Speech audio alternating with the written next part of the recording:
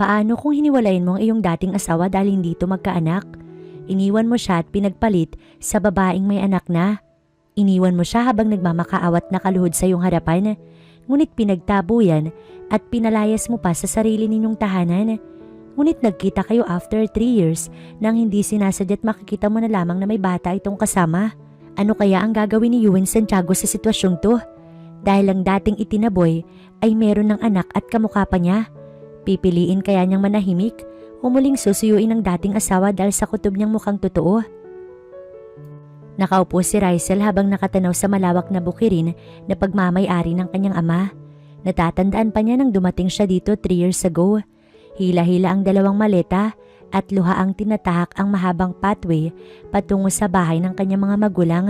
Umuwi siya sa probinsya nila dahil pinalaya siya ng asawang si Ewan dahil sa makasarili nitong desisyon. Dahil lamang sa hindi siya mabuntis, nagawa nitong iwan siya at ilang linggo lang pinagpalit siya sa may anak na. Napakasakit nun para sa kanya, ngunit nakalipas na yun at ayaw niya nang balikan pa. Masaya na rin siya kahit papaano sa piling ng mga taong tunay na nagmamahal sa kanya. Ang papa at mama niya na hindi nagsawang aluin siya sa tuwing humahagulgul siya tuwing hating gabi dahil sa sobrang sakit nang nangyari sa kanya. Pero pasalamat siya at nakayanan niya ang lahat ng yun. Bago tumayo, bumuntong hininga muna ito't napikit dahil sa hangin dumadampi sa kanyang balat. Summer na naman at napakaganda ng araw ngayon. Mukhang ang sarap mamasyal sa farm ng kanyang ama. Hindi naman sila mayaman, medyo nakakaangat lang. Isa kasing sangguni ang bayan ng ama niya, kaya't medyo maganda ang daloy ng kanilang pamumuhay. May mga farm ito na taga doon din sa kanila ang mga tauhan. May mga panabong na mga manok at taniman ng mga mangga at durian. Maayos naman siya rito. Pero nakakalungkot din dahil sa mga namimiss niya sa syudad. Mommy, look! I have a 5 stars! Mommy! Biglang natigil ang pagmumuni-muni ni Rysel nang marinig ang tinig ng kanyang anak na si Plemplem. Pamela Angel ang tunay nitong pangalan pero nauwi sa Plemplem dahil iyon ang una nitong sinabi nang matuto itong magsalita. Kaya't Plemplem ang naging palayo ng batang babae. Napakagandang batang babae na may mahabang buhok. Bagsak na tila pinariband na mukhang malapit na ngang umabot sa puwitan nito. Nakatirintas ang buhok at may ribon na pula ang ibabaw at pinakababa nun nakasuot ng red overall uniform. Nasa preschool na si Plemplem at napakatalino nito dahil hindi bababa sa 5-star ang lagi nitong nakukuha. Napakasaya ni Rysel dahil nagkaroon siya ng anghel na kagaya ng kanyang anak. Itinapon man at pinagtabuyan ng dating asawa, nagkaanak naman siya ng kagaya ni Plemplem. Sige nga, patingin si Mommy. Lumapit naman ang bata at isa-isang binilang ang nasa braso nito. Ay wow, napaka very good naman ng baby namin. Pakis nga si Mommy. Niyakap niya ito at pinugpog ng halik mula ulo hanggang leeg, kaya't gano'n na lamang ang hagik-gik ng bata sa ginagawa ng kanyang mommy. Mommy, enough! Aniya pa nang nakatawa. Wala ang papa niya dahil nasa syudad para lakarin ng papeles sa ipapagawa nitong cockpit arena sa kanilang bayan. Mga 1 linggo raw siguro siya roon, kaya sila muna ng mama niya at anak nito ang nasa bahay. May katulong naman si Manang Daisy na tumutulong sa araw-araw na gawain. Isa pa narito naman siya, pero balak niyang magtrabaho rin dahil hindi na bumabata ang anak niya at habang tumatagal, kailangan niya magtrabaho para sa kinabukasan ni Plemplem. Hindi naman kasi niya pwedeng iasa ang lahat sa mga magulang niya. Siya ang dapat tumutustos sa kailangan nilang mag-ina at hindi ang kanyang mga magulang. Nahihiya na rin kasi siya, kaya nga baka ngayong summer, luluwas muna siya sa syudad para makapaghanap ng trabaho. Isa pa, hindi naman siguro sila magkikita ni Ewan dahil napakalaki ng syudad para magkita pa sila. Isa pa, naka-move on na siya at alam niyang ganun din si Ewan. May kinakasama na ito kaya siguro hindi na siya habulin. Hindi naman niya dadalhin si Plemplem para hindi magka-problema. Hanggat maaari, itatago niya yung anak niya dahil ayaw niyang masaktan nito. Tsaka ang alam ng bata, patay na ang tatay nito. Ano na lang ang ikakatwiran niya kapag nagkita silang mag-ama. Kaya para hindi siya mahirapan, iiwan muna niya si Plemplem sa lola ng bata para hindi siya mahirapan. Mommy, are you sad? Napatingin siya sa batang nasa harapan nang ito ay magtanong. Ngumiti muna siya bago sumagot dito. No anak, I'm happy nga eh. Very happy dahil very good ka lagi sa school at dahil dyan mag-ice cream tayo. Yay! Let's go, Mommy! Hila-hila siya ng anak papasok ng bahay. Ganito ang lagi nilang tagpo. Masaya na siya kahit hindi buo ang kanilang pamilya. Aanhin mo yung buo kung walang kwenta yung partner mo. Mabuti ng ganito, at least hindi siya nahihirapan at nagkakaproblema. Ang balita ni Rizel, engaged na si Yuen sa bago nito. Mukhang may anak na nga yata sila. Kinapa niya ang puso kung may sakit pa ba at natigilan siya nang medyo may bahagi pa rin ito na hindi mawala ang presensya ni Yuen. Pero pasasaan ba at maglalaho na lamang din iyon at sa pagkakataong yun, mabubuo na yung puso niya at hindi na muling masasaktan pa at sasaktan ng kung sino. Tama na sila lang ni Plem. Napakalaking blessing sa kanya na may anak siyang mapagmahal at mabait. Rizel anak, nasan ka? Natigil sa pagsubo si Rizel at tumayo nang bigla sa kinaupuan sa kusina nang marinig niya ang tawag ng kanyang ina. Wait me here anak, okay? Tinatawag yata ako ng lola mo. Tumango naman ang bata kaya lumabas siya ng kusina at naabutan niya yung ina na nasa main door at nakatanaw. Mukhang siya ang hinahanap. Bakit ma? May problema po ba? Lumapit siya na may pagtataka at pag-aalala dahil tumutulo ang luha ng ginang nang ito ay kanyang mabungaran. Rizel, ang papa mo na aksidente. Kailangan natin siyang puntahan sa syudad anak. Isa-isang pumatak ang luha niya at maagap na niyakap ang umahagulgol na ina. Oo ma, pupuntahan natin si papa. Sana hindi siya nasaktan ng malubha. Diyos ko, wag naman po sana. Bulong ni Rizel. Hapon na nang makarating sila sa syudad. Ilang oras din kasi ang biyahe sa sasakyan. Dala nila ang Ford na pagmamayari ng ama ni Rizel. Siya na rin ang nag-drive. Mabuti na lamang at marunong siya. May lisensya naman siya kaya walang dapat alalahanin. Dala rin nila si Plem na tulog habang nakakandong sa lola nito.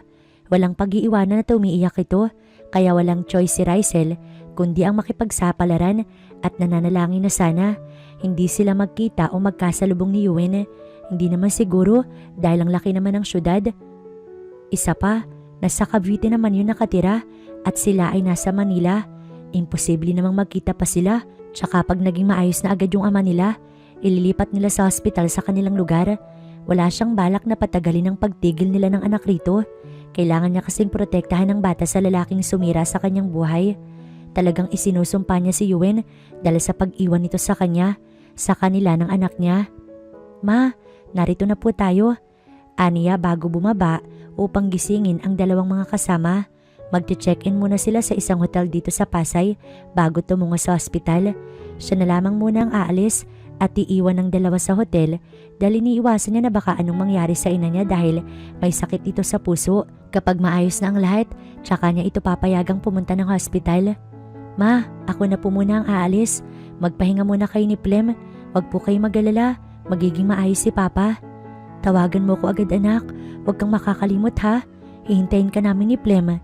Tulog ang anak niya kaya hindi nag-iiyak para sumama. Mabuti na lang din para makaiwas sa kung sino makakasalubong na kakilala niya. Nagtagal siya rito sa Pasay noon dahil bago sila nagpakasal ni Yuen, nagtrabaho siya sa isang bangko dito mismo sa Pasay. Opo, matulog na kayo. Uuwi ako kapag maayos na si Papa. Nagmano muna siya bago umalis at suot ang jeans na itim at fit na t-shirt. Nagsuot din siya ng cap at jacket na may hood. Ingat ka anak, maluhaluhang tura ng ina habang nakatungay sa nakabukas na pintuan ng kanilang kwarto. Ang sabi ng mga pulis, nabangga raw ng SUV ang sasakyan ng kanyang ama. Nawalan daw kasi ng preno ang sasakyan at ang kotse ng papa niya ang natamaan. Hindi naman napuruhan ng ama niya dahil sa limos ng sasakyan tumama ang SUV. Yun nga lang, nabangga naman sa poste ang kotseng minamaneho ng kanyang papa kaya't ito ay na-hospital. Nahuli na rin ng mga pulis ang may-ari ng sasakyan at hawak na rin nila ito at ang hinihintay lamang ay ang pamilya ng biktima at ang desisyon ng pamilya. Pero sa ngayon, wala pa siyang oras na magdesisyon dahil mas inuna niya ang ama na nasa hospital ngayon. Miss, anong room yung papa ko? Andrew Quadernal ang pangalan. Tanong niya nang matigil sa information desk ng pribadong hospital. Sandali lang miss, ngumiti naman siya at hinintay ang nurse na pinagtanungan. Second floor ma'am. Room 4A. Sige, salamat. Wika pa nito bago tumalikod. Isinuot niya ang kanyang hood. Hindi na rin siya sumakay ng elevator. Naghagdan lamang siya para kaunti yung taong makakakita sa kanya. Pagdating sa second floor, ay agad niyang hinanap ang silid ng kanyang ama. Hindi rin naman nagtagal at nakita niya iyon. Pa, ako po to si Rizel. Pagpasok niya, diretso na agad dito sa hospital bed ng lalaki. at ganun na lamang ang panlulumo nito nang makita ang mukha ng kanyang ama na maraming sugat, ang braso na may bendahe. Napaluha siya dahil sa awa nito sa kanyang ama.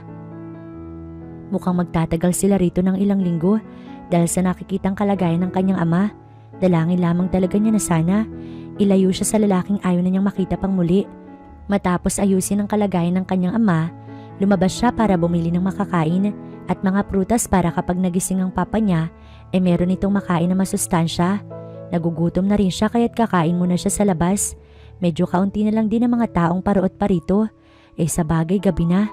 Paglabas ng hospital ay turo-turo sa kabilang kalsada ang agad nakita niya. Mas gusto kasi niyang kumain sa mga ganitong kainan kaysa sa mga mamahaling restaurant. May anli sabaw pa. Kahit may kaya sila sa buhay, hindi siya sinanay ng mga magulang niya sa luho dahil ang turo sa kanya kung ano ang meron sa lamesa, kumain ka ng masaya. Dahil hindi lahat ng tao may nakakain na kagaya natin. Hindi nga siya pinag-aral sa mga sikat na paaralan dahil laging bukang bibig ng ama niya. Kung matalino ka, maraming mag-aagawan sa iyong company at sila pang kusang lalapit para magtrabaho sa kanila. Aanin mo ang private school kung wala namang laman yung utak mo. Nagbayad ka pa ng malaki para sa wala. Kaya nakagisnan niya ang hindi maluho. Hindi din naman siya naiinggit sa iba dahil alam niya na para sa kanya ang lahat ng sinasabi ng kanyang mga magulang. Miss? Ay, sorry po manang. Kinalabit kasi siya ng tindera dahil nakailang tawag na kasi ito hindi pa sumasagot si Rysel. Nakatulala lamang habang nakatanaw sa malayo. Eto ang aking miss at eto na rin at isang kanin. Pritong isda at adobo lang na baboy ang order niya. May sabaw naman na kaya okay na yun. Mabilis lang siyang kumain dahil walang kasama ang kanyang papa. Bago siya bumalik, bumali na rin siya ng prutas at kape na rin. Heater at mug para sa pagkakape. 679 po lahat. Pagkabigay niya ng bayad, inabot niya na ang mga binili niya. Bumalik na rin sa loob ng hospital. Tumawag din siya sa ina bago pumasok sa pribadong silid ng kanyang ama. Sana'y maging maayos na ang lahat para makauwi na sila sa Nueva Ecija. Para kasing hindi siya mapakali kapag nandito sila.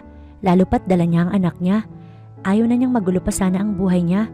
Maayos na sila ng kanyang anak kaya sana wag nang magbago yun. Pagka umaga ay bumalik na nga siya sa hotel dahil nagpupumilit ang mama niya na siya na lamang daw ang magbabantay sa asawa. Kaya ayun, walang nagawa si Rysel kundi umuwi dahil walang magbabantay sa anak niya. Basta ma ha, wag kang mag-iiyak doon. Baka pati ikaw ma-hospital din. Oo naman anak.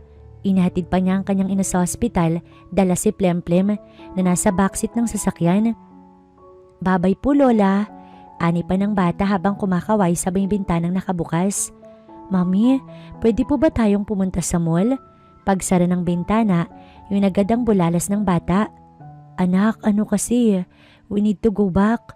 Mami, please. Di ba sabi mo po pupunta tayo sa mall kapag marami akong stars? Please, Mami. Nagmamakaawa nitong turan. Anak, pwede bang sa susunod na lang? Okay po. Pinagmasdan niya sa front mirror ang anak at ito ay nakabusangot habang nakayuko. Naawa tuloy siya at talagang hindi niya ito kayang tiisin. Sandali lang naman at isa pa'y maaga pa. Konti pa lang naman ng tao sa mall kapag dumiretso sila ngayon doon. Okay, sige pupunta tayo. Nabuhay ang kaninang nalulungkot na mga mata ng bata at napalitan ng purong ngiti. Napangiti na lamang din tuloy si Rysel dahil sa batang napaka-cute na nasa backseat hawak ang teddy bear nitong kulay fuchsia pink.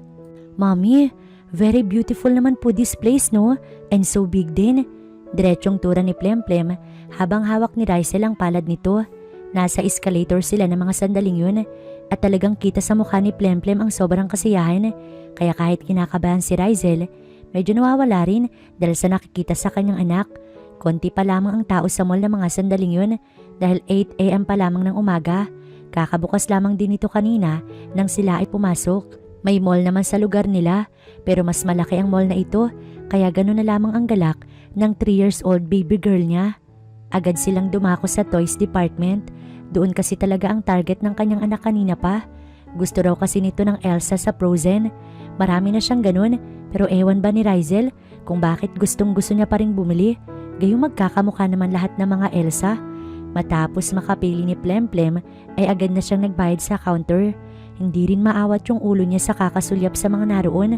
Baka kasi may kung sino makakita sa kanya nakakilala o kilala niya, mahirap na. Mommy, can we go there? Turo ng bata nang mapadaan sila sa kiddie playroom ng mall. Pero anak, tatanggi pa sana siya nang makita ang mukha ng anak. Kumikislap-kislap ang mga mata nito at malapad rin ang ngiti habang nakatuon ng atensyon sa unahan kung nasaan ang palaruan. Kaya imbis na tumanggi siya, kinalong niya na lamang ang anak at dumiretso doon. Oh, careful lang ha baby. Bago magbayad ng entrance, sinamahan pa niya si Plemplem papasok doon. Hindi na rin siya sumama sa loob dahil pagbitaw ng anak niya sa kamay nito, takbo agad ang bata sa slide. Umiti na lamang siya ng lihim bago tumungo sa waiting area. May dalawa pang bata ang naroon, isang girl at isang boy. Mas nauna kaysa sa kanila ng kanyang anak pero hindi na lamang niya pinansin. Mabuti ngayon at may kalaro ang anak niya sa loob. Mukhang pareho lang silang 3 years old na naglalaro. Pagkaupo niya sa pangtatluhang table, kinuha na nito ang cellphone sa sling bag. Total naman, libre ang wifi. Kahit makakapag-YouTube siya, tanggal bagot na rin. Ngunit hindi pa nga nagiinit ang likuran niya sa kinaupuan. Nakarinig siya ng sigaw mula sa loob ng play area. Napalingon siya agad matapos tumayo. Naroon ang bantay at nakikipag-usap sa mga bata. Baby, hindi kasi sa'yo ang teddy bear na to. Hawak ang laruan sa kaliwang kamay. No, I want that teddy. Give me that teddy to me, I want it. Ngunit hindi ibinigay sa batang babae ang teddy dahil kay Plem ito at inabot dito ng babae. Sa ito, di ba? Yes po ma'am, but I can share my teddy to her if she want po. Nahulog kasi ni Plem ang teddy bear niya nang paakyat ito sa slide kanina at kinuha ng kasama niya doon. Ngunit nang makita ni Plem, kinuha niya ito ngunit ayaw ibigay ng bata kaya napalapit na ang babae sa kanila dahil sa sigaw na pinakawalan na to. Mine, this is mine. I saw it so it's mine. Sabay hila ng kamay ng teddy bear dahilan para makuha ito ng bata. Miss, what happened? Lumapit si Rizel na may pagtataka. Napayakap naman si Plem habang may luhang nagbabadyang tumulo. Hindi kasi marunong makipag-away ang anak ni Rizel. Mabait ito't marunong mag-share ng gamit sa iba. Ngunit dahil sa spoiled na bata, ay napahikbi ito dahil sa teddy na pagmamay-ari niya na inagaw ng batang babae. Miss, nasan ba yung magulang ng batang to? Can I talk to him? Or her perhaps? Malumanin na tinig niya at pilit inalo ang anak sa pamamagitan ng pagpamper sa likod na to. It's okay, Plem. Pwede naman tayong bumili ng bago. Ibigay na lang natin yung teddy mo sa bata, okay? Bago sumagot, kinusot-kusot pa nito ang mga mata. Umiiyak na rin kasi si Plem pero pinipilit lang na hindi marinig ng kanyang mami. Akin po yung teddy. Ikaw po yung nag-give sa akin yun, di ba? Kaya kailangan alagaan ko ng mabuti yun. Kasi yun ang sabi mo, mami. Kapag may toy ako, kailangan i-take care para hindi na tayo mag-buy ulit. Kasi we have no money to buy another one. Natigilan si Rizel at nagulat rin. Kasi 2.5-year-old pa lamang kasi si Plem nun nang maalala niya yung mga sinabi. Pero tanda ng bata, kung hindi nga pinaalala sa kanya nakalimutan niya na. What happened here? Anisha, where's my baby? Napalingon ng lahat ng may babaeng dumating. Mukhang ina ito ng batang nag-agaw ng toy. Mommy, they bullied me. They are so bad, mommy. I want to go na. Tumakbo si Anisha sa ina nito. Maganda ang babae at sexy sa suot na dress na hapit sa katawan. Makapal na makeup at mahabang buhok na may kulay na light red. Ma'am, anak niyo po pala si Anisha? Kasi kinuha niya po yung laruan ng isa sa mga bata dito. Kung okay lang po, kukunin ko sana. Kasi umiiyak na rin yung may-ari ng teddy. Malumanin na tinig ng tagabantay doon. Anisha, ibigay mo na. Luma naman na yan. At baka may kung anong sakit ang dumapot mahawa ka pa. Agad na kinuha ang laruan sa bata. Ngunit inilayo iyon ng bata. No, this is mine. Already mine. Baka naman pwedeng ayusin mo yung pagsasalita. Hindi porkit nakatakong ka, pwede ka nang manghusga ng iba. Kung may sakit yung anak ko, paano naman yung anak mo? Bago ka kasi magsalita, tignan mo muna ang nangyayari. Hindi yung huhusgahan mo yung bata. Nang tumingin ito sa nagsalita, ganun na lamang ang gulat ng babae. Kaya't hindi na ito nagsalita pa at inagaw ang laruan sa anak niya. Here, sa inyo na yung mga... Mami, akin yun. Ano ba, mami? Hinila niya yung anak nito at walang lingong umalis ron. Mukhang may kung anong iniiwasan na hindi malaman ni Rizel kung bakit. Hindi naman siguro siya nakakatakot para katakutan, pero hindi na lamang niya pinansin. Here, anak. Don't be sad na, ha? Ngumiti naman si Plemplem at napayakap sa kanyang mami. Thank you, Mommy. I love you po. Wika ng bata kaya napangiti siya ng lihim. Yuen, ano pa bang ginagawa mo? We have to go now. May pagmamalditang wika ni Leticia habang hila-hila ang kanyang anak. Takot at kaba ang naghahalo-halo sa kanyang buong pagkatao nang makita mismo ng kanyang mga mata ang dating asawa ni Yuen na si Rizel. Kilala niya dahil bago naghiwalay ang dalawa, nakita pa niya itong nagmamakaawa sa labas ng gate ng bahay ni Yuen upang papasukin ng lalaki sa loob. Bakit ka ba nagmamadali? Baritonong tinig ang pinakawalan ng lalaki habang nakatayo sa isang watch shop na nakapamulsa pa. Yuen, ano ba? Nakikinig ka ba? Iritang wika naman ng babae. Daddy, let's go. I don't want to stay here anymore. Anisha, stop that. Pagpigil ni Yuen sa bata, masyado na kasi itong spoiled kaya nagiging ganito ang ugali. 3 years old pa lamang ang bata. Anak niya ito kay Leticia, pero parang hindi talaga siya kumbinsido dahil bago sila nagkakilala sa bar ay nagsususuka na ito at saka nahihilo. Isa pa, gumagamit siya noon ng proteksyon para wala siyang mabuntis na babae. Kaya paano nabuntis si Leticia? Pero dahil sa ama at ina ni Leticia, pinakisamahan niya ito. Nagbabanta kasi ang mga magulang nito na babawiin nila yung investment sa company ni Yuen kapag hindi niya pinanagutan ang kanilang anak. Ano bang magagawa niya? Gayong noon palang bumabawi ang pinatayo niyang negosyo. Si Leticia rin ang dahilan kung bakit hindi niya na pwedeng makita ang dating asawa. Lagi kasi siyang tinatakot na isusumbong sa mom and dad ng babae kapag tinangka nitong hanapin ng babaeng hanggang ngayon. Abot langit ang kanyang pagsisisi dahil sa nagawa niya.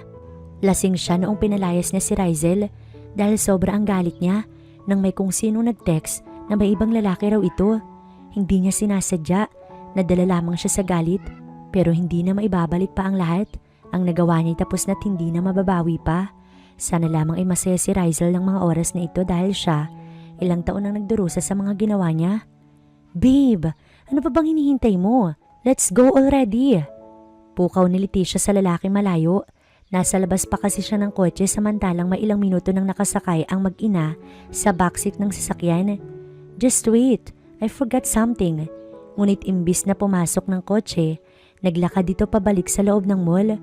Yuen, where are you going? Sigaw pa ng babae, ngunit huli na ito dahil nakalayo na ang lalaki. Takot ang tangi makikita sa anyo ng babae dahil natatakot siya na baka magkita ang dalawa't malaman nitong may anak ang babae at hula niya iyon ang anak nito kay Yuen. No, hindi to pwedeng mangyari. No, not now. Ngayon pa bang malapit na silang ikasal? Mommy, I hate that girl. She is so bad. Napa-cross-arm pa ang 3 years old girl with a grumpy face. Don't worry anak, hindi mo na siya makikita pa. So stop it already. Ani at halatang kinakampihan pa talaga ang bata. Pero ang nasa isip niya ay si Yuen na hindi pa rin bumabalik mula sa loob ng mall. Miss, did you see my key here? Dito ko yata na ipatong a while ago. Opo sir, ito po ba? Ngiting wika ng sales assistants na nagawa pang magpa-cute dahil sa gwapong lalaking nasa harapan niya. Salamat. Pagkakuha niya, nilagay niya na agad sa bulsa at kinindatan pa ang babae, kaya't gano'n na lamang ang ngiti na to. Nasa escalator na siya habang pababa ng ground floor. Palinga-linga siya habang nakasakay doon. At hindi sinasadyang mahagip ng mga mata niya ang batang babae na nasa isang bench habang kumakain ng ice cream. Halatang sarap na sarap sa kinakain, kaya't hindi talaga niya napigilang mapangiti ng lihim. Kung nagkaanak kaya sila ni Rizel, siguro malaki na rin ngayon, mga 3 taon na rin sana. Pero siguro, ganito talaga ang kapalaran niya. Ang mapunta sa babaeng hindi niya talaga mahal. Ilang buwan na lang at ikakasal na sila ni Leticia. Wala rin siya magagawa dahil napamahal na rin sa kanya si Anisha. Kahit sa puso niya, hindi niya ramdam na siya ang ama ng bata. Napabuga siya ng hangin bago tumapak sa ground floor. Muli niyang sinulyapan ng bata sa bench nang bigla na lamang siyang napatigil sa paglalakad nang makita kung sino ang babaeng katabi ng bata. Rizel? Naibulong pa habang may nanlalaki mga mata na hindi na nga siya kumurap kung titignan dahil sa titig na titig ito sa 2 tao na masayang kumakain ng ice cream. May anak siya? It can't be. It can't be. Sa edad ng bata, mukhang tama ang banta niya. Ngunit paano kung nabuntis si Rizel kung hindi ito magkaanak? Hindi nga ba magkaanak? O sadyang minamadali niya lamang ang lahat nun? Mami, bad po ba ako? Natigilan si Rizel sa tanong ng kanyang anak. Ngumiti siya bago sinagot ang anak na katabi lamang. No, hindi ka bad anak. Pasensya ka na ha. Hindi kasi lahat ng bata ay kasing bait mo, Plem-Plem. Kaya nga sabi ko sa'yo, di ba? Dapat hindi na tayo pumunta dito kasi may mga bata na ganoon ang ugali. Pero dahil hindi naman nakuha yung teddy mo, kaya kalimutan mo na, okay? Smile ka na.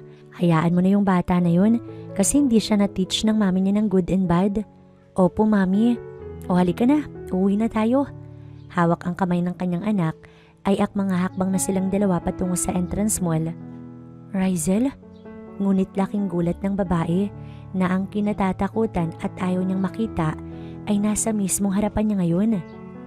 Halika na anak, umalis na tayo. Tinangkapan niyang buhati ng bata pero natigilan si Plem-Plem at nakatitig lamang sa lalaki nasa harapan nila ng kanyang mami. Ngunit hinarang niya ang papaalis na sanang mag-ina at nagtanong mismo sa bata. Hello baby, how old are you? Ngiting tanong ni Yuen.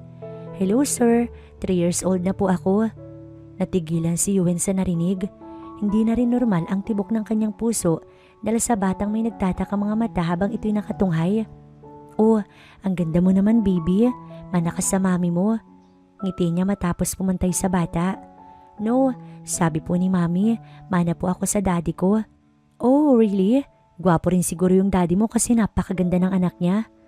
I don't know po tito, my daddy is in heaven na kasi. Hindi ko po siya na-meet bago siya nagpunta sa heaven. Ang saya sa mga mata ng bata ay biglang napawi at napayuko na lamang. Oo, ito ang paliwanag ni Rizel sa tuwing magtatanong si Plem-Plem. Wala na kasi siyang ibang idadahilan kapag sinabi nitong buhay pa yung ama ng kanyang anak. Ayaw niyang masaktan ng nag-iisang mayroon siya, kaya kailangan niya magsinungaling pa rin sa kanyang anak. Hindi rin kasi pwedeng sabihin ni Rizel na may bago ng family ang kanyang daddy. Baka umiyak at masaktan lamang ito. At iyon ang talagang iniiwasan ni Rizel. Masaktan na siya at lahat, wag lang ang kanyang anghel dahil wala itong kinalaman sa nangyari sa kanila ni Yuen noon. At kung ano man ang nangyari noon ay hindi na pwedeng baguhin at ayusin dahil masyado siyang nasaktan na dumating sa punto na gusto na niyang kitilin ng sariling buhay. Mabuti na lamang at nasa tabi niya ang mga magulang na lagi nakabantay sa kanya anumang oras. Oh, I'm sorry to hear that, baby. Tumayo siya at tumingin sa babaeng katabi ng bata. Seryosong titig na mukhang may gustong ipahiwatig. Can we talk? No, tigilan mo ko Yuen. Baka nakalimot ka kung anong nangyari 3 years ago. Kaya hayaan mo na kami para makalis na kami. Anak ko ba siya? At pasimpleng tumingin sa batang nasa kung saan ang mga mata habang hawak ng ina ang palad nito. Pabulong din ang bawat pag-uusap nila upang hindi marinig ng bata. Hindi, wala kang anak. Wala tayong anak. Kaya pwede ba? Umalis ka sa dinaraanan namin dahil wala akong oras upang makipaglukuhan sa'yo. Taas niyang noong turan dito. Hindi na siya nasasaktan. Wala na rin sa sistema niya ang dating asawa. Kung noon, halos mabaliw siya ng pagtabuyan siya nito. Ngayon, kaya niya nang tignan nito sa mismong mga mata at sabihing hindi niya na kailangan ng lalaki. Hindi siya nagbago. Sadyang natuto lamang sa sakit na naranasan niya noon. Ito'y hinding-hindi na mauulit pa. Halika na Plem-Plem anak. Hawak ang bata ay humakbang siya at dumaan sa mismong harapan ng lalaki. Halata ang lungkot at pagsisisi sa mga mata ni Yuen. Mukha ngayon, napagtanto niyang mali siya sa lahat ng mga nagawa niya noon. Mali siya sa mga inasta at maling ipagtabuyan si Rizel dahil sa hindi ito magkaanak at ipinagpalit ito kay Leticia na hindi siya sigurado kung kanya ba ang bata o hindi. Hindi kasi talaga siya nakakaramdam ng kahit anong lukso ng dugo. Hindi katulad ng kasama ni Rizel na bata na kay lapad ng ngiti niya habang kausap ang batang babae. Ramdam niya na sila'y may kaugnayan ng bata at halata niya rin na umiiwas ang dati niyang asawa. I mean her wife, dahil magpahanggang sa ngayon, hindi pa rin sila anal ng babae. Yun nga ang laging bukang bibig ni Leticia sa kanya, kung bakit daw walang pakialamang lalaki sa annulment nila ng dating asawa. Hindi nga rin niya alam dahil sa 3 taon ay hindi pumasok sa isip ni Yuen na pirmahan ang annulment na laging inaabot sa kanya ni Leticia. Kaya hindi sila makasal-kasal ng babae dahil kasal pa ito kay Rizel at ito ang kinagagalit ng pamilya ni Leticia. Kaya't binigyan siya ng 6 na buwan para ayusin ito dahil kung hindi, babawiin daw nila ang na-invest nilang pera sa company ng lalaki. Babe, nandito ka lang pala? Ano pa bang ginagawa mo? Kanina ka pa namin hinihintay sa sasakyan. Palinga-linga din ng babae na animoy may hinahanap. Let's go! Seryosong sambit niya at tumalikod na parang walang pakailam sa babae at sa batang hawak nito. Habang naglalakad si Yuen, hindi mawala sa isip niya ang nakita't nalaman at malakas talaga ang kutob niya na ang batang kasama ni Rizel ay ang kanyang anak dahil kung iisiping mabuti, tama talaga ang kanyang hinala at patutunayan niya iyon.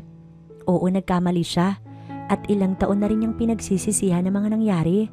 Hindi na rin niya maibabalik ang nakaraan, kaya ang tanging magagawa niya ngayon, maitama ang lahat ng kanyang kasalanan. Dumiretso sa hotel si Rizel at ang anak nitong si Plemplem at sobra ang kaba niya kanina, ngunit nagawa niyang labanan yun. Iba rin pala talagang nagagawa ng sobrang galit sa isang tao na kung dati mahal na mahal mo, ngunit dahil sa ginawa nito ay biglang naglaho na lang at napalitan na lamang ng galit. Hindi na siya maluloko pa. Hindi na siya muling iiyak dahil tapos na siya sa ganoong pangyayari. Mami, sino po yung handsome man? Is he your friend? Nakaupo sa kama si Rizel habang nakatuon naman ang mga mata ng bata sa kanyang mami. Nagtataka ito kung bakit natutulala ang kanyang mami at hindi man lang yata nakurap. Ha? Yun ba? Don't mind him, anak. He's not my friend. Kakilala lang pero hindi naman kami friends. Napakamot ulo ang bata dahil hindi niya halos na gets ang sinabi ng kanyang mami. Mami, bakit? Enemy ba kayo? Kasi hindi kayo nag-smile habang nag-talk ng handsome man, mami. Hinurt ka ba niya, mami? Bad po ba yung man? Sunod-sunod na tanong ng bata. Anak, magpalit ka na nga lang para kapag dumating si lola mo, uuwi na kayo sa atin. How about you, mami? Sinong kasama mo dito? Kunot noong tanong ng bata at hinubad ang suot na bestida. Don't worry about me. I'm old enough para sa ganyan, anak, at para mailayo kasama mong walang puso. Ang mga huling salita niya ay pabulong upang hindi marinig ng bata. Ano po yun, mami? Umiling-iling siya at tinulungan na lamang ang batang magbihis. Baka kasi humababat kung ano pa ang masabi niya. Kailangan makauwi na si Plem sa kanila dahil baka magkita na naman sila ni Yuen at hindi niya na makontrol ang sitwasyon, lalo na ngayong alam na yata ng lalaki na anak nito si Plemplem. Ayos ka lang ba talaga dito? Ayaw mo ba talagang samahan ka namin, anak? Ma, sinabi ko na sa'yo lahat kaya wag mo na akong kulitin dahil mahirap na kapag nagkita muli sila ni Yuen. Ayokong mangyari yun kahit kailangan nyo nang umuwi sa atin. Ako na lang dito. Isa pa, baka sa susunod na araw may transfer na rin si Papa sa hospital dun sa atin at magiging maayos na rin ang lahat. O sige anak, mag-iingat ka dito ha. Mami, take care ka po ha. Mamimiss kita, mami. Uwi po ikaw agad ha. Humalik muna siya sa anak bago humakbang upang tumabi rito. Ipinasundo niya ang mama at anak niya kay Mang Pakit na driver ng papa niya. Hindi kasi niya pwedeng ihatid ang dalawa dahil walang kasama ang ama niya sa hospital. Opo baby, ingat kayo ma. Tatawag ako lagi. Ikaw nang bahala kay Plem. Bye-bye mami. Pagsara ng bintana ng kotse, doon lamang siya kumaway pabalik sa anak hanggang sa umusad ang sasakyan at patuloy siyang kumakaway. At nang makalayo, doon lamang siyang napabuntong hiningat na hawi ang ngiti na kanina'y nakakintal sa mga labi. Hindi siya masaya dahil sa mga nangyayari. Kailangan lamang niyang umiti upang ipakita sa bata na walang problema, na wala siyang inaalala. Bumalik siya sa loob ng hotel. Kailangan pa kasi niyang pumunta ng hospital dahil ang sabi ng doktor, gising na ang kanyang papa. Magandang balita dahil pwede na itong maitransfer sa hospital sa lugar nila. Mabilis lang siyang naligo. Nagkape na rin dahil 7:15 AM pa lamang ng umaga. Gutom na rin kasi siya kaya kailangan magkalaman ng sikmura bago siya umalis. Nag-order na rin pala siya ng pizza para madali ang lahat. May 20 minutes na kahit parating na rin yun. Habang nakapalupot sa katawan ng towel na puti na may nakatatak pa ng hotel kung saan siya naka-check-in at may towel din ang ulo nito upang matuyo agad ang buhok niya. Habang iniinom ng kape, ayun ang nakatapis sa kanyang buong katawan At nang may kumatok, mabilis pa sa 4:00 niyang tinungo ang pintuan. Alam niyang pizza delivery yun na kanyang order kahit hindi na siya nagdalawang isip. Ngunit nang binuksan niya ang pintuan, hindi pizza ang bumungad sa kanya kundi si Yuen na may seryosong muka. Napasulyap pa ito sa babae bago magsalita. Mukhang iba yung titig nitong pinupukol sa babae at alam iyon ni Rizel. Kaya't mabilis nang isinara ang pintuan, ngunit maagap na hinarang ni Yuen ng paa para hindi matuloy ang paglapat ng pintuan. Paano mo nalaman kung nasan ako? Pinasusundan mo ba ako ha? Aniya at tumalikod. Sumunod naman agad si Yuen at isinara ang pintuan. Nasaan ang anak ko? Really, Yuen? Yan ang itatanong mo sa akin? Matapos mo kung ipagtabuyan at hiwalayan, may gana ka pang magtanong? Nasaan ang anak mo, kamo? Nandun sa babae mo, di ba? Bakit ka sa akin nagtatanong? Hindi ka pa ba kontento sa pagsira sa buhay ko? Rizel, lasing ako noon. Lasing ako at hindi ko napigilan ang sarili kong masaktan ka. Hindi ko rin alam kung bakit nagawa ko yun. Dahil siguro sa mga kasinungalingang narinig ko. Hindi rin ako nagpakita sa'yo dahil may mga dahilan ako, Rizel. Dahilan? Kasinungalingan? Ang sabihin mo, wala kang kwentang asawa. 1 taon pa lamang tayo nagsasama. Ramdam kong may babae kayo, Yuen. Dahil ako mismo ang naglalaban ng mga polo mo at ginawa mo lang dahilan ng hindi ako mabuntis-buntis dahil talagang gusto mo na akong dispatchahin. Pero wala na sa akin yun. Ang sabi nga, ang nakaraan ay nakaraan na at naka-move on na ako sa'yo. Kaya pwede ba, Yuen? Umalis ka na dahil hindi na kita kailangan. Hindi na kita kailangan pa. Hindi ko kailangan ng irresponsableng lalaking kagaya mo. Malakas na kanyang turan, ngunit hindi man lang natinag ang lalaki dahil imbis na lumabas ito, lumapit pa nga siya sa babaeng nakatayo sa tabi ng kitchen table habang nasa harapan nito ang kape. Alam kong mahal mo pa ako, honey. Noon pa man, gusto na kitang makita. Nakailang ulit din akong pumunta sa inyo, pero sa gate pa lang ng bahay nyo, hinaharang na ako ng mga tauhan ng papa mo. Lagi akong pumupunta para sana humingi pa ng isang pagkakataon, pero hindi ako nabigyan dahil baka mabugbog ako ng mga lalaki nagtatrabaho sa farm nyo. Natigilan si Rizel. Hindi niya alam na pumupunta ang lalaking roon kahit 1 beses. Sinungaling. Kahit kailan napakasinungaling mo, Yuen. Hindi ako nagsisinungaling. Your mom and dad knows that. They know everything.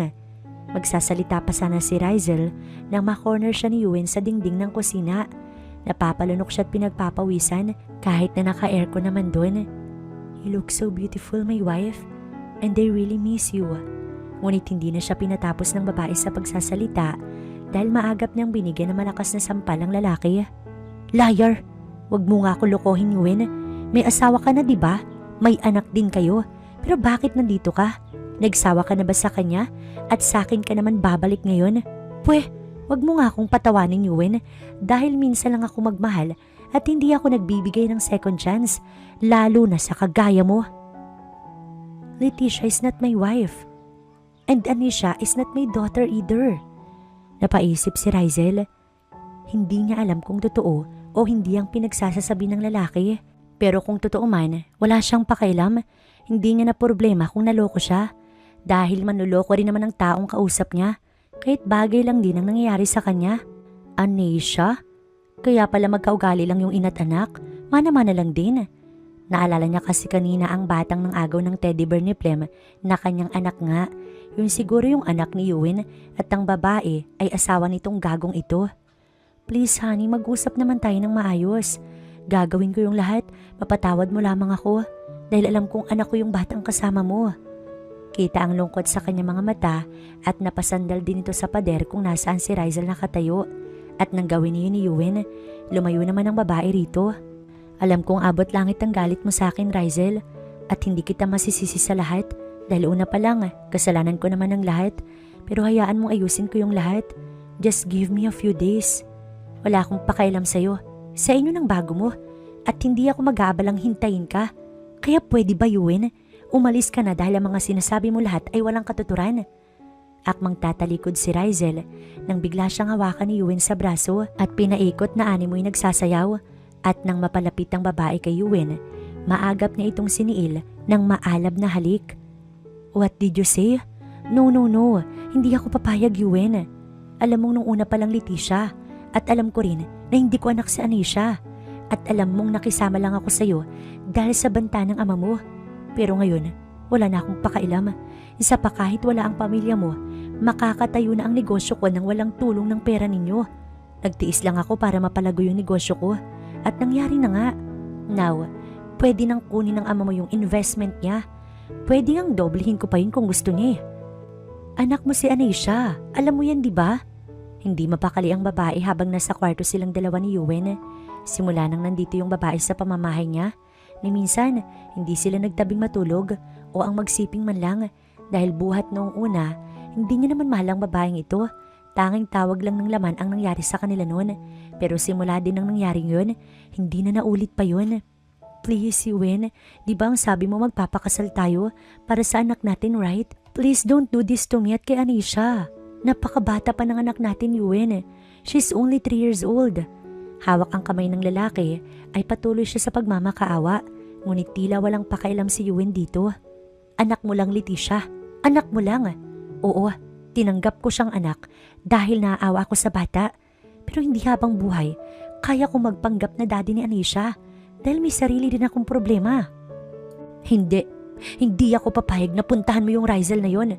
Sinasabi ko na nga ba, nagkita kayo at nakita mo yung batang daladala niya. Kaya ka nagkakaganyan dahil umaasa ka na anak mo yung batang kasama niya. Maniniwala ka doon? Di ba nga may lalaki siya, Yuen? Nagtaka si Yuen nang marinig iyon buhat sa babae dahil wala siyang nabanggit kay Leticia tungkol sa mga ganoong bagay. At text na natanggap niya noon sa unknown number. Kahit paano nito na lamang may lalaki si Rizel. Dahilan din kasi ang unknown number na yon kahit nagwala siya sa galit noon at napalayas niya pa ang asawa. Pero mali pala talaga siya. Hindi siya dapat naniwala sa mga sabi-sabi at text na hindi naman niya kilala kung sino. Alam niyang gago siya at inaamin niya yon. Malaking pagkakamali ang nagawa niya para pagbintangan si Rizel na wala namang katotohanan. Siya talaga ang may kasalanan at hindi si Rizel. Ikaw ba? Ikaw ba ang nag-text sa akin no na may lalaki yung asawa ko, Leticia? Napayo ko ang babae at mukhang natigilan dahil ilang segundo siyang natahimik at walang maisagot. Aha? Of course not. Hindi ako Yuen, I swear. Nauutal na kanyang turan. Stop it already. Ikaw ang may kagagawan ng lahat. Ikaw ang may pakana ng lahat.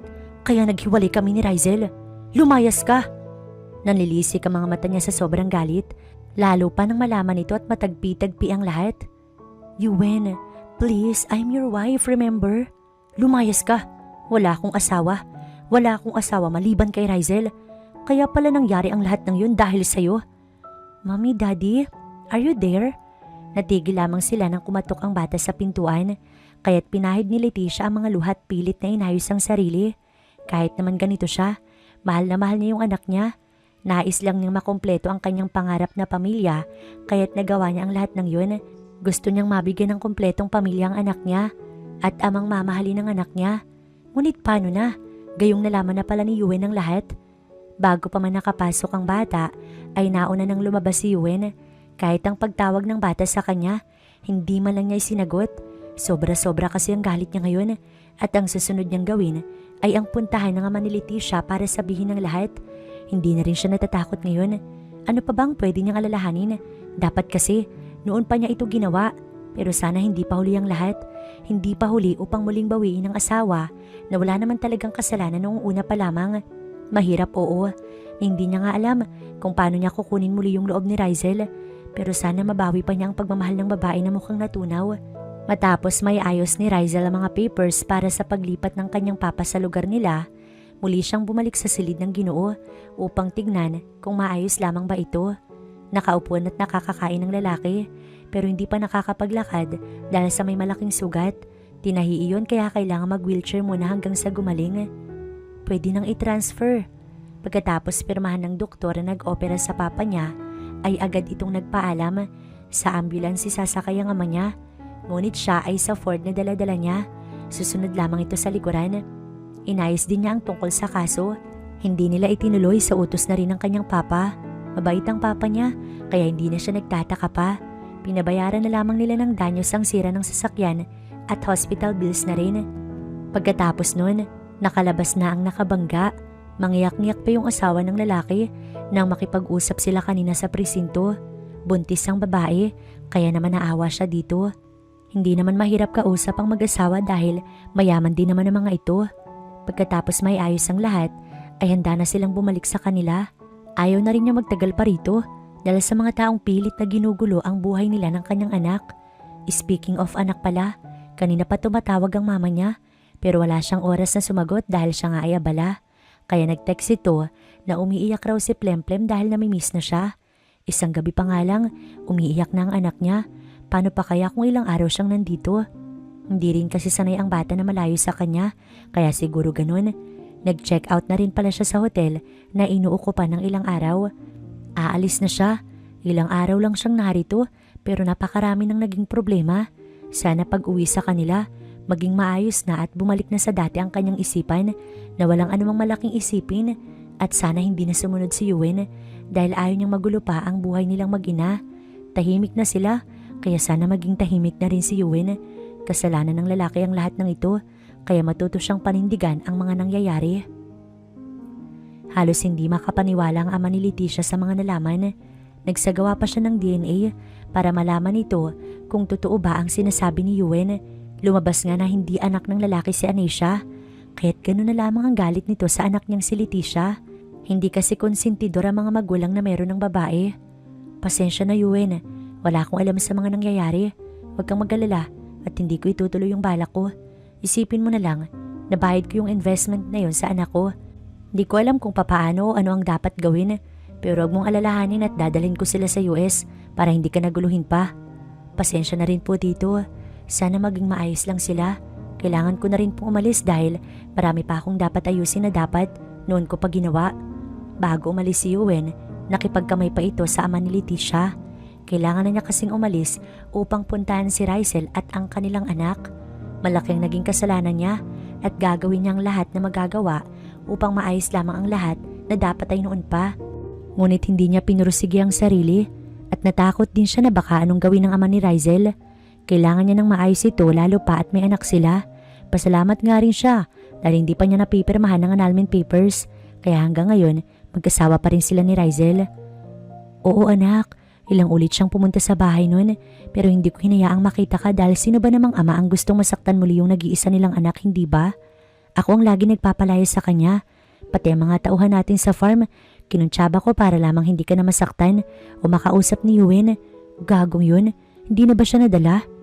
Nanilisik ang mga mata ng babae habang kausap si Rizel. Totoo nga pala talaga yung sinasabi ni Yuen. Parang nakaramdam din siya ng kaunting awa dahil sa narinig. Ngunit ano pa nga bang magagawa niya? Wala siyang alam sa lahat ng yun. Hindi rin niya pwedeng sisihin yung ama dahil alam naman ito ang hirap na pinagdaanan niya para makamove on sa sakit na nararamdaman. Nakaupo ang papa niya sa wheelchair. May 2 araw din ito sa hospital sa Bulacan bago ito tuluyang inuwi sa kanilang bahay. Wala si Plem dahil nasa school ito pero maya-maya darating na yun dahil 10:15 AM na. Wala itong kasama sa school dahil pinahatid lang niya kay Manong Pakit kanina. Kaya kailangan niyang sunduin ngayon ng bata. Pa, maiwan ko muna kayo. Huwag kayong tatayo ha, dahil hindi pa magaling ang binti mo, baka dumugo lang. Paalala pa niya bago tumalikod para kunin ang sasakyan sa garahe. Medyo malayo sa bahay nila ang private school kung saan nag-aaral si Plem. Ito kasi ang gusto ng kanyang mga magulang. Noon, hindi siya sa private school nag-aaral, pero ang anak niya, ang lolo at lolo pa talaga niya yung nagpumilit doon na pag-aralin ng kanyang anak. Pagdating sa labas ng school ay maiilan na mga bata ang papalabas. Mukhang labasan at sakto lamang ang kanyang dating.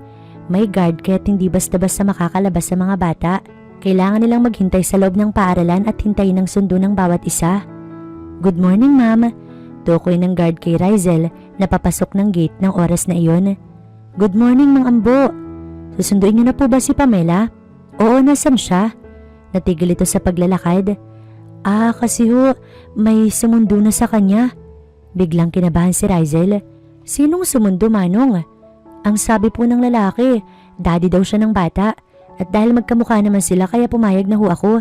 Isa pa, kilala ni Pamela ang lalaki kaya hindi na po ako nagdalawang isip. Hindi malaman ng babae kung matutuwa ba o masasapak niya ang guard dahil sa ginawa nito. Manong naman, ang sabi ko sa inyo lagi na wag bibigay sa iba yung anak ko, sa akin lang, sa lola at lolo niya lang. Paano pag may nangyari sa bata, edi kasalanan niyo po. Wag na humauulit to Manong ha, dahil mawawalan ka talaga ng trabaho kapag nagkataon. Bago siya tumalikod ay malutong na pananalita ang kanyang binitiwan. Galit na galit kasi siya at kinakabahan na rin. Sorry ma'am. Yukong tugon naman ng guard. Hindi na sumagot si Rizel dahil agad na itong tumalikod. Hindi niya alam kung saan nahanapin ang anak at ang gagong si Yuen. Napakapakailamero talaga. Pagsampa niya ng sasakyan ay agad nitong kinuha ang cellphone na nakapatong sa front seat. Idadial na sana ang numero ng mama niya nang biglang tumunog ang cellphone at may tumatawag roon na unknown caller. Agad niyang sinagot yun. Mami! Gulat ang namutawi sa babae nang marinig ang tinig ng kanyang anak. Anak, Plem, nasan ka? Susunduin kita. Sabihin mo baby please, at kaninong phone ang gamit mo ha? Hindi napigil ang mga tanong sa kanyang anak. Kay daddy po, may daddy pala ako. I'm so happy mami. Sinundo po ako ni daddy sa school at makipagkita ka sa akin dahil kung hindi, itatakas ko yung anak natin. Natigil ang bata at si Yuen ang nagpatuloy. Hayop ka? Anong binabalak mo? Ibalik mo yung anak ko. Hindi mo siya anak, Yuen. Anak ko lang. Akin lang ang anak ko. Sinabi niya sa sobrang galit. Ang lalaki pa talaga ang may ganang gawin ito. Akala niya siguro matatakot siya pues hindi siya natatakot. Binaba niya ang tawag at tumawag agad ng pulis. Matapos nun ay nakatanggap siya ng text message. Sakto't sinabi doon kung nasaan sila at naroroon ang kanyang anak. Manda ka, Yuen. Magbabayad ka pa. Ipapakulong kitang hayop ka.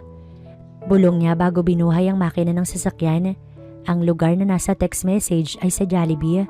Kaya mabilis na umarangkada si Rizel upang maabutan ito ang anak at ang lalaking hanggang ngayon ay walang ginawa kundi ang bigyan siya ng hinanakit. Kahit kailan, wala talagang magawang matino si Yuen. Lagi na lang ba? Hindi ba siya tatantanan ng lalaking minsan nang sumira sa buhay niya? Oo, at minahal niya nga ito. Pero noon yun, iba na ngayon. Dahil nagbago na siya. Hindi na siya tulad ng dating nagmamakaawa sa harap ng gate na nakasara upang papasukin lamang sa loob. Hindi siya na yung babaeng iyakin na kamuntik ng gilitan ang pulso dahil sa hindi kinaya ang sakit. Hindi na siya ang dating Rizel na madaling maluloko sa matamis na salita lamang. At hindi na siya ang babaeng lumuluhod para lamang hindi siya iwanan. Napapunas ng luha ang babae. Narito na siya sa kabilang kalye at tanaw na ang fast food na sinasabi ni Yuen. Naghintay lamang siya ng ilang sandali dahil parating na raw ang mga pulis. Ipapahuli niya si Yuen dahil ito naman talaga ang dapat. Hindi siya nagbibiro pagdating sa kanyang anak.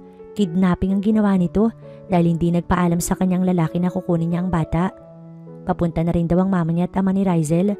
Ang sabi niya kanina, wag na silang magabala ngunit mapilit ang kanyang mga magulang. Napadako ang mga mata niya sa kabilang bahagi ng kalsada at mula sa salaming bintana ng fast food, kitang-kita niya ang kanyang anak habang kaharap sa upuan ng lalaki. Kumakain silang dalawa ng mga oras na iyon. Hindi nga lang niya malaman kung ano ang pinag-uusapan. Ngunit sa ngiti ng bata, makikita ang lubos na kasiyahan. Parang unti-unti siyang nanlulumo habang pinagmamasdan ng mga ito. At nang subuan ni Yuen si Plemplem, tila natunaw ang kanyang puso, lalo na nang pahiran nito ang bibig ng kanyang anak. Ngayon lamang siya nakaramdam ng kakaiba, kaya bago pa siya mapaluha, bumaba na siya ng sasakyan. Do you want spaghetti, anak? Yes, daddy. Ngiti-ngiti ang bata na may patangu-tangu pa na sumasagot sa kanyang ama. Kaya napangiti naman ng malapad ang lalaki bago tinawag ang crew ng fast food at ito ay umorder. Plem is so happy to finally meet you, daddy. Me too, anak, pero wag kang magagalit sa mama mo ha. I am the one to blame, kaya kahit anong nangyari, wag kang magagalit sa mami mo, anak. Opo, daddy. Ginulo-gulo ni Yuen ang buhok ng kanyang anak. Iba pa rin talaga kapag tunay na anak dahil iba ang saya kapag anak mo yung tunay na kasama. Pero mas kumpleto sana kapag... Plem-plem, anak. Napalingon ng lahat sa babaeng nasa entrance ng lugar. Natigilan pati ang mga kumakain doon. Mommy, you're here. We're complete family now. Sigaw ng bata tumakbo sa inang papalapit sa kanila. Pumantay si Rizel at niyakap ang bata. Natakot siya ngunit nang makita ang saya sa mukha ng 3 taong gulang na anak, tila nabawasan ng nararamdamang galit sa lalaki. Anak, tara na. Umuwi na tayo. Rizel, please. Just for a moment. Can we talk? Ngayon lang. Yuen, stop it already. Walang mag-uusap at huwag ka na magpapakita pa. Hindi kita kailangan. Hindi ka namin kailangan. Sigaw niya kaya't muling napatingin ang mga customers sa kanya dahil sa lakas ng boses nito na pumuno sa 4 na sulok ng fast food. Ngunit bago pa man nakasagot si Yuen, napaiyak na si Plemplem dahil sa nakikitang away sa pagitan ng kanyang mga magulang. "Please, don't fight, Mom and Dad. Please don't, I'm scared." Bulong nito habang patuloy sa pagtangis, kaya maagap siyang niyakap ng ina upang aluin. "Look what you did." Pagalit na bulong sa lalaking nasa harapan nila. "Let's go anak, umuwi na tayo." Aniya at kinalong ang bata kahit pa may kabigatan. "But how about Daddy? I want him to go with us, Mommy." Humihikbi nitong Turan habang nakatitig sa ama na nasa unahan. Ngunit hindi man lang iyon sinagot ng kanyang ina. Diretso lang si Rizel palabas ng lugar na yon at nang makalabas ito, bumungad naman agad ang mga pulis na naroon lamang din sa labas. "Ma'am, nasaan ang suspect?" "Siguro'y iyon ang hepe ng pulisya." "Sa loob sir, mauna na kami. Iuwi ko lang muna yung anak ko." Aniya nang walang kaimo-emosyon sa muka. "Uy mami, bakit po may pulis? Baby, wag ka na magtanong, halika na." "No, hindi ako sasama. I want my daddy." "Mami please, wag mong ibigay sa pulis yung daddy ko, mami please." "Plemplem anak, bumalik ka." Ngunit mabilis itong bumalik sa loob ng fast food. Hinahabol naman ito ng kanyang ina. "Daddy, hindi ka nila kukunin. I will protect you to them." Napaluha na lamang si Rizel habang pinagmamasdan ng anak na nakayakap sa ama nito umiiyak. "Baby, we need to go. Baka madamay ka. Pumunta ka na sa mami mo." Maging si Yuen, hindi rin alam ang dapat na gagawin dahil kahit siya'y naluluha na rin, pinipilit lamang na wag pumatak ang mga iyon. "Sir, kailangan niyong sumama." "Anong klase mga pulis kayo? Kita niyong siya yung ama ng bata, di ba? Wag niyo naman pong hulihin, sir. He's the father, oh. Look." "Umalis na kayo, mga istorbo sa kumakain." Ngunit nang magsalita ang ilan sa mga customer, natigilan ng mga pulis. "Please po sir, wag niyo pong kukunin yung daddy ko. Please po." "Sir, ano pong gagawin natin?" Saad ng isa sa mga kasama rin itong pulis. Walang sagot ang namutawi sa hepe. Lumabas lamang ito at kinausap si Rizel kung ano ba ang kaugnayan nila sa lalaki o anak nito sa lalaki sa loob, at nang sabihin ng babae, ay ito agad ang sagot sa kanya. "Wag mong ipagkait sa bata na makilala yung ama nito. Kahit may hindi kayo pagkakaintindihan ng ama ng bata, hindi mo dapat idinadamay ang anak mo sa away ninyong mag-asawa. Dahil karapatan ng bata na makasama at makilala yung ama nito. At sa susunod, siguraduhin emergency talaga dahil kung hindi, wag na kaming tawagan dahil abala kayo sa trabaho namin." Usal ng pulis bago inutusan ng tauhan na umalis na. Tila natauhan si Rizel ng mga sandaling yun dahil talagang may katotohanan ng mga sinabi ng hepe. Mukhang ngayon lamang siya nagising sa katotohanan hindi niya maitatago at mailalayo ang anak niya habang buhay. Lalo pa at buhay na buhay ang ama nito. Matapos ang pangyayaring yon, ay napag-usapan nila ang tungkol sa bata at ang katotohanan tungkol kay Plemplem. Inamin ni Rizel ang lahat na nang sandaling pinalaya siya ni Yuen ay 1 linggo na siyang nagduduwal at nagsusuka at halos masapak na lamang ni Yuen ang sarili dahil sa kagaguhang ginawa niya. Simulat sa pool, siya ang may kasalanan. Siya lang ang may kasalanan ng lahat. Bakit napakagago niya? Hindi man lang siya nag-isip bago gumawa ng ikakasira ng pamilya. Pero sana, hindi pa siya huli upang bawiin ang mga pagkakamaling siya rin mismo may kagagawan. "Anong ginagawa ng gagong yan dito?" Pabulong na wika ng ama ni Rizel nang bumungad mula sa pinto ng kanilang bahay si Yuen habang may dala itong bulaklak para kay Rizel at chocolate at human-sized teddy bear para sa anak niyang si Plem. "Good morning po sir." "Ano na naman ang gagawin mo? Kukunin ang loob ng anak at apo ko. Tapos ano, palalayasin kapag nagsawa ka? Gago ka? Pasalamat ka't nasa wheelchair ako dahil kung nakakatayo ako, kanina ka pa tumilapon palabas." "Patawad po sir. Sa pagkakataong to, hinihingi ko muli yung pagpapatawad ng asawa ko at sa inyo na rin. Sana hindi pa po ako huli." "Huli ka ng hayop ka. Pero para sa apo ko, bibigyan pa kita ng pagkakataon. Pero kapag sinaktan mo yung anak at apo ko, ako na maglilibing sa'yo ng buhay." Wika ng Ginoo bago tumalikod dahil nandiyan na si Plemplem palapit mula sa may labas. Kakauwi lamang nito galing sa school. Napalunok ng simple si Yuen. Mukhang nasindak talaga siya sa sinabi ng lalaki. "Daddy, you're here." Pagpasok ay agad siyang kinalong ng kanyang ama, habang si Rizel hindi na mag-abalang tapunan nito ng tingin. Aakyat na sana siya ng hagdan nang iharang ni Yuen ang sarili at tinabot ang bouquet of roses sa babae, ngunit hindi niya yun tinanggap. "Please mommy, just for me." Nang makita ang mukha ng anak ay pilit niyang inabot yun. "Thank you for this. Pinayagan mo kong dalawin yung anak ko kahit ngayon lang. And I'm so sorry for everything, my wife." Bulong nito, ngunit patapos kunin ng bulaklak, tinalikuran lamang siya ng babae at umakit na ng hagdan. Sinundan pa siya ng tingin ni Yuen. "Pasasaan ba? At mapapatawad mo rin ako, honey?" Aniya sa isipan bago binuhat ang anak at pinugpog ito ng halik. Samantalang si Rizel, napangiti na lamang na makapasok ito sa kwarto. Pipilitin niyang tanggapin ang paghingi ng tawad ni Yuen, pero siguro hindi pa sa ngayon. Mangyayari din yun, but not now. At sa susunod ay hindi na mauulit ang mga nangyari noon. "Anak, halika na, magbihis ka na muna." Pagbaba niya, nabungaran niya ang dalawa habang naglalaro sa sala. "Opo mami, pero pwede po bang sumama si daddy? Baka hindi ko na siya ulit makita kapag iniwan ko siya dito." Natigilan si Rizel at biglang naawa rin. Mukhang ayaw ni Plem na mawalan ng ama. "Please mami." Kalong siya ng kanyang ama habang nagsasalita. Lumapit si Rizel at kinuha ang bata sa lalaki. Ngunit hinawakan ni Plem ang balikat ng daddy niya at ng mami niya at sabay ngiti dito. "Daddy, pwede po? Kiss mo ako here?" Sabay turo ng kanyang pisngi. "Of course, yun lang pala eh." Ngiting tura naman ng lalaki. "Mami, you too please." "Sige na nga, pero magbihis ka na pagkatapos ha." Tumangutango ang bata bago ngumiti ng pagkatamis-tamis. Sabay naman nilang hinalikan ng bata sa magkabilang pisngi.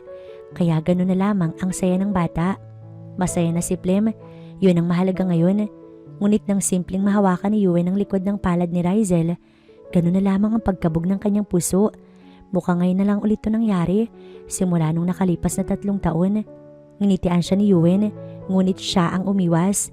Ayaw niya kasi ng ganitong pakiramdam sana, pero puso na niya ang naguutos. Umiwas man, huli na at siya pa rin ang talo sa anak na mukhang ayaw ng malayo pa sa ama. Sa ngayon, hayaan niya na yung puso na magdesisyon. Isa pa, napakasaya ng kanyang anak. Siguro para man lang sa anak niya, isasakripisyo ang galit para maging masaya ang nag-iisang anak. Ngayon, nakalis na si Leticia at Anasia na anak nito. Wala rin sila magagawa dahil daddy ni Leticia ang nagdesisyon. Isa pa'y para rin ito sa mag-ina at maayos nila ang buhay. Sa hinaharap ay matatanggap din ni Anasia na wala siyang ama at hindi iyon si Yuen. Mabuti nang habang bata ipalam na agad sa bata para hindi na ito umasa. Wala rin namang magagawa ang papa at mama ni Rizel, kundi ang piliting tanggapin si Yuen sa pangalawang pagkakataon dahil kita naman ng mga ito kung gaano kasaya ang apo nila at ito lang din naman ang nais nila para sa bata. Sa ngayon, patuloy pa rin sinusuyo ni Yuen si Rizel, ngunit pasasaan ba at magkakaayos din sila sa tulong ni Plemplem. "Daddy, can you please get my pencil case in my room po? Nakalimutan ko po kasi." Kabababa lang ng hagdan ni Plem nang may makalimutan. "Okay baby, just wait me here." Ngumiti lang si Plem at lumapit sa sofa upang hintayin ang kanyang ama na paakyat na ng hagdan ng mga oras na iyon. Habang si Rizel, palabas na ng silid ni Plem, buhat ang bag ng bata. Ngunit pagbukas na ng pintuan, bigla siyang nagulat nang nasa harapan niya si Yuen, kaya't na out of balance siya at akmang matutumba nang mabilis na hinawakan ni Yuen ang hips ng babae at ito'y pinigilang matumba. "Gachu," bulong pa niya rito. "Bakit nandito ka?" Matapos tumayo ng maayos, napatanong siyang bigla rito. Yung pencil. Nandito na sa bag niya, kaya pwede ka nang bumaba." Taas kilay niyang tugon. "Ako na dyan, mukhang mabigat." "No need, kaya ko na." At inilihis ang bag na kanyang hila.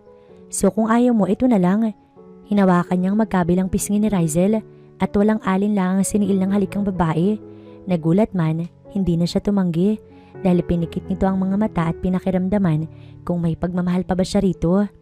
"Tanggapin mo ko bilang asawa mo sa pangalawang pagkakataon. Please honey." Bulong nito habang nakatitig sa mga mata ng babae. Hindi sumagot si Rizel dahil mas malakas pa ang kabog ng puso niya kaysa sa mga salita ng lalaking kaharap. Tanging ngiti at masuyong halik ang naisagot niya. Napangiti naman si Yuen dahil mukhang natupad na ang hiling niya na mapatawad ng asawa sa 3 buwang panunuyo. Sa wakas, nagawa rin siya nitong mapatawad at ngayon, pipilitin niyang mapasaya ang pamilya sa abot ng kanyang makakaya para sa anghel nila at sa kanyang asawa.